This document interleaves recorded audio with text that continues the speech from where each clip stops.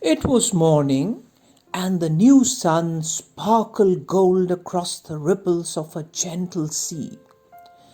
A mile from shore, a fishing boat jumped the water, and the word for breakfast flock flashed through the air till a crowd of 1,000 seagulls came to dodge and fight for bits of food. It was another busy day beginning.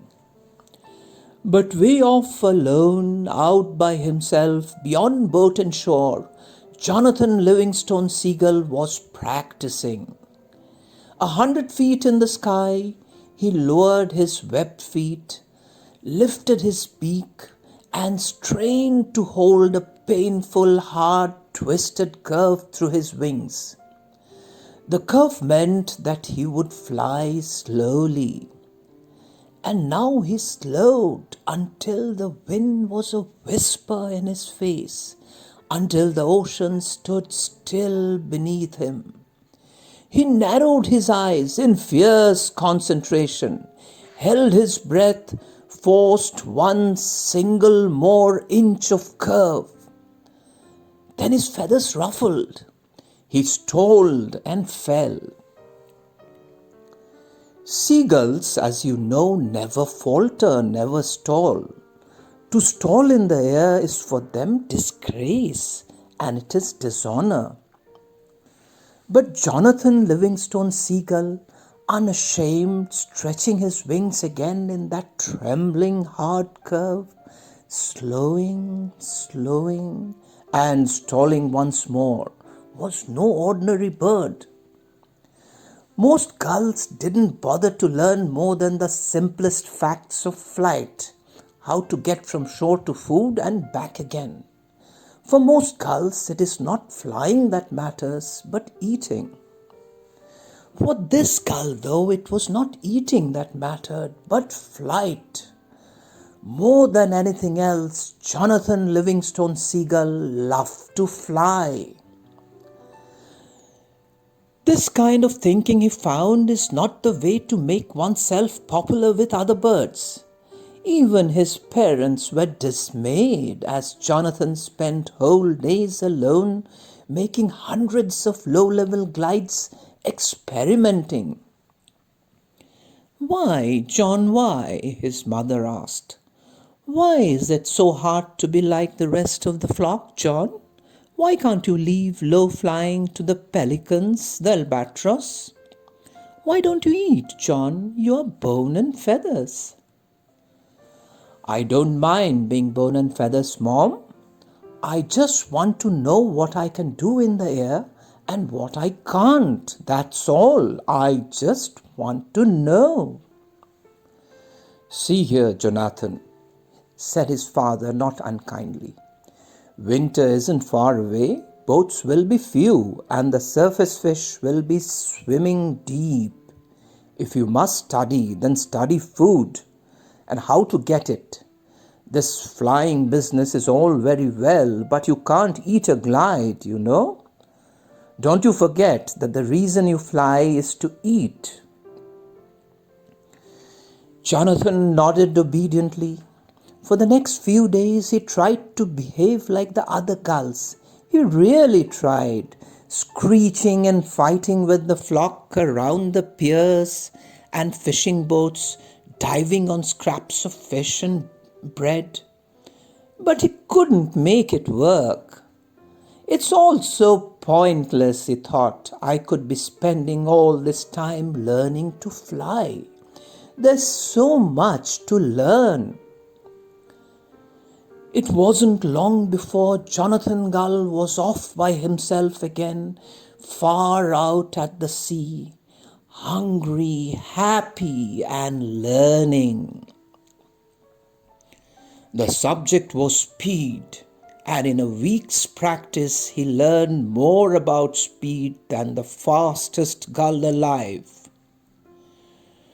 From 1,000 feet, flapping his wings as hard as he could, he pushed over into a blazing steep dive towards the waves and learned why seagulls don't make blazing steep power dives.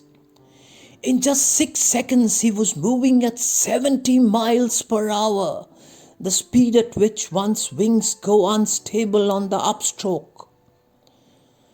Time after time it happened, careful as he was, working at the very peak of his ability. He lost control at high speed. Climb to 1,000 feet, full power, straight ahead first, then push over, flapping to a vertical dive. Then every time his left wing stalled on an upstroke, he would roll violently left, stall his right wing recovering, and flick like fire into a wild tumbling spin to the right. He couldn't be careful enough on that upstroke. 10 times he tried, but all 10 times as he passed through 70 miles per hour, he burst into a churning mass of feathers, out of control, crashing down into the water. The key, he thought at last, dripping wet, must be to hold the wings still at high speeds, to flap up to 50 and then hold the wings still. From 2,000 feet he tried again, rolling into his dive, beak straight down, wings full out and stable from the moment he passed 50 miles per hour. It took tremendous strength, but it worked. In 10 seconds, he blurred through 90 miles per hour. Jonathan had set a world speed record for seagulls. But victory was short-lived. The instant he began his pull-out, the instant he changed the angle of his wings, he snapped into that terrible, uncontrolled disaster, and at 90 miles per hour it hit him like a dynamite. Jonathan Seagull exploded in midair and smashed down into a brick-hard sea. When he came to it, it was well after dark, and he floated in moonlight on the surface of the ocean. His wings were ragged bars of lead, but the weight of failure was even heavier on his back. He wished feebly that the weight could be just enough to drag him gently down to the bottom and end it all. As he sank low in the water, a strange hollow voice sounded within him. "There is no way around it. I am a seagull. I am limited by my nature. If I were meant to learn so much about flying, I would have a falcon's short wings." Short wings? A falcon's short wings? That's the answer. What a fool I have been. All I need is a tiny little wing. All I need is to fold most of my wings and fly on just the tips alone. Short wings. He climbed 2,000 feet above the Black Sea, and without a moment for thought of failure and death, he brought his forewings tightly into his body, left only the narrow swept daggers of his wingtips extended into the wind, and fell into a vertical dive. The wind was a monster roar at his head, 70 miles per hour, 90, 120 and faster still. The wing strain, now at 140 miles per hour, wasn't nearly as hard as it had been before at 70. And with the faintest twist of his wingtips, he eased out of the dive and shot above the waves, a grey cannonball under the moon. He closed his eyes to slits against the wind and rejoiced. 140 miles per hour and under control? If I dive from 5,000 feet instead of 2,000, I wonder how fast. He was alive, trembling ever so slightly with delight, proud that his fear was under control. Then, without ceremony, he hugged in his forewings, extended his short-angled wingtips, and plunged directly towards the sea. By the time he had passed 4,000 feet, he had reached terminal velocity. The wind was a solid beating wall of sound against which he could move no faster. He was flying now straight down at 214 miles per hour. He swallowed, knowing that if his wings unfolded at that speed, he would be blown into a million tiny shreds of seagulls. But speed was power, and speed was joy, and speed was pure beauty. He began his pull-out at 1,000 feet, wingtips thudding and blurring in that gigantic wind.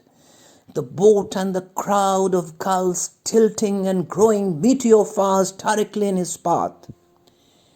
He couldn't stop. He didn't know yet even how to turn at that speed. Collision could be instant death, and so he shut his eyes. It happened that morning, then just after sunrise, that Jonathan Livingston Seagull fired directly through the center of the breakfast flock, taking 212 miles per hour, eyes closed, in a great roaring streak of wind and feathers. The gull of fortune smiled upon him this once, and no one was killed. By the time he had pulled his beak straight up into the sky, he was still scorching along at 160 miles per hour. When he had slowed to 20 and stretched his wings again at last, the boat was a crumb on the sea 4,000 feet below. His thought was triumph. Terminal velocity? A seagull at 214 miles per hour? It was a breakthrough, the greatest single moment in the history of the flock. And in that moment, a new age opened for Jonathan Gull. Flying out to his lonely practice area, folding his wings for a dive from 8,000 feet, he set himself at once to discover how to turn. A single wingtip feather he found moved a fraction of an inch, gives a smooth, sweeping curve at that tremendous speed. Before he learned this, however, he found that moving more than one feather at that speed will spin you like a rifle ball.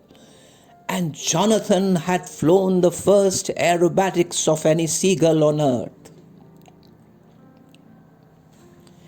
He spared no time that day for talk with other gulls, but flew on past sunset. He discovered the loop, the slow roll, the point roll, the inverted spin, the gull bunt, the pinwheel. When Jonathan Seagull joined the flock on the beach, it was full night. He was dizzy and terribly tired.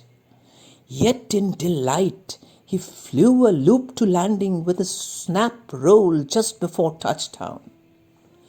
When they hear of it, he thought of the breakthrough. They'll be wild with joy.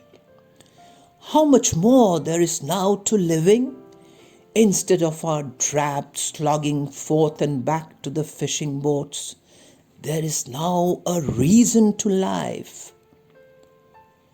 We can lift ourselves out of ignorance. We can find ourselves as creatures of excellence and intelligence and skill. We can be free. We can learn to fly.